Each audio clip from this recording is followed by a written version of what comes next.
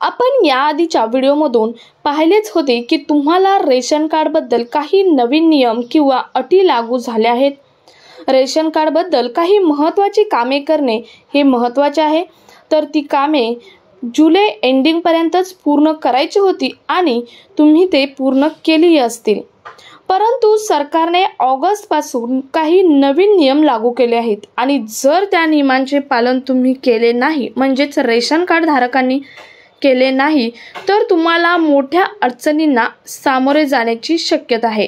तसेच ration card धारकांना असे नियम लावले आहेत की जे तुम्ही पूर्ण केल्यास तुम्हाला मोफत उपचार किंवा लोनची सुविधा देखील मिळणार आहे। आणि सर्वात महत्त्वाचे म्हणजे हे नियम 2028 पर्यंत एक्सटेंड करण्यात आले आहेत। म्हणजेच याआधी हे नियम डिसेंबर 23 पर्यंतच लागू होते, त्यानंतर हे नियम आता 2024 पर्यंत एक्सटेंड करण्यात आले, त्यानंतर आता पुढे हे 2028 पर्यंत नियम लागू करण्यात आले आहे। तर त्यामुळे या व्हिडिओमधून आपण सर्व हे नियम पाहणार आहोत।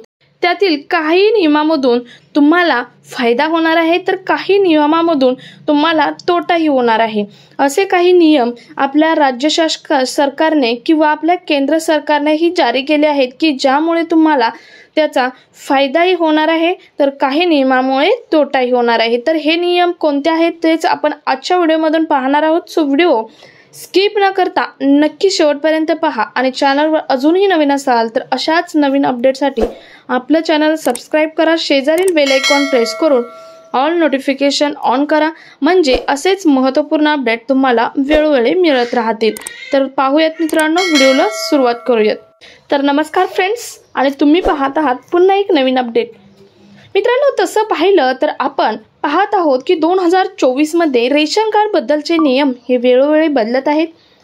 याआधी काही नियम होते जसे की ई-KYC प्रत्येक रेशन कार्डवरील माणसाला करणे, तसेच मोबाईल नंबर रेशन कार्डशी लिंक करणे, असे 5 नियम होते। तुम्हाला जुलैपर्यंत त्याची अंमलबजावणी ही करावी लागणार होती।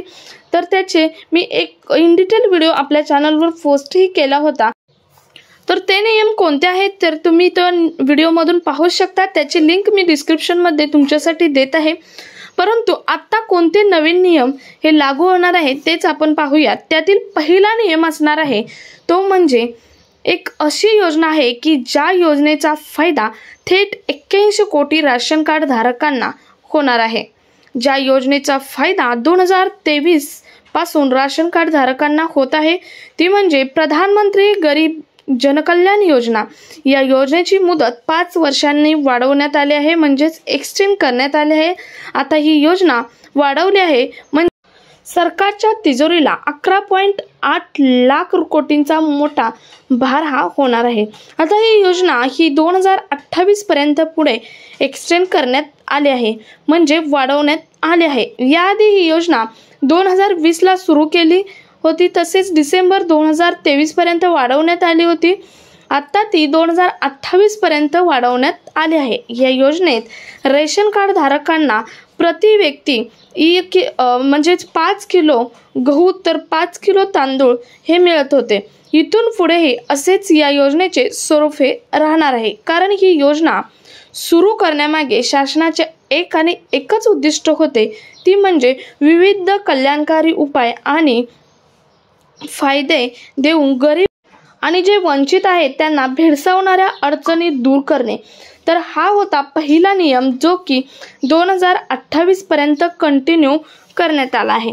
त्यानंतर पुढचा नियम पाहूयात, तो म्हणजे आता पुढचा नियम आहे तो म्हणजे काही असे रेशन कार्ड धारक आहेत की जे अपात्र असूनही न चुकता रेशनचा लाभ घेतात। आता तर कोणते हे लोक असणार आहेत तर ज्या लोकांनी स्वतःच्या उत्पन्नातून 100 चौरस मीटर पर्यंतचा प्लॉट हा घेतला आहे, अशा लोकांनी सावधान राहणे गरजेचे आहे।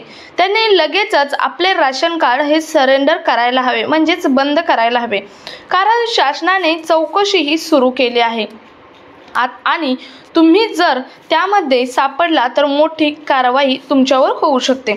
तसेच एखाद्याकडे स्वतःची 4 व्हीलर आहे किंवा बंदुकीचे लायसन आहे किंवा गावाकडे 2 लाखांपेक्षा जास्त उत्पन्न तसेच शहरात 3 लाखांपेक्षा जास्त उत्पन्न आहे, अशांनी आपले कार्ड हे त्वरित सरेंडर करणे हे महत्त्वाचे आहे।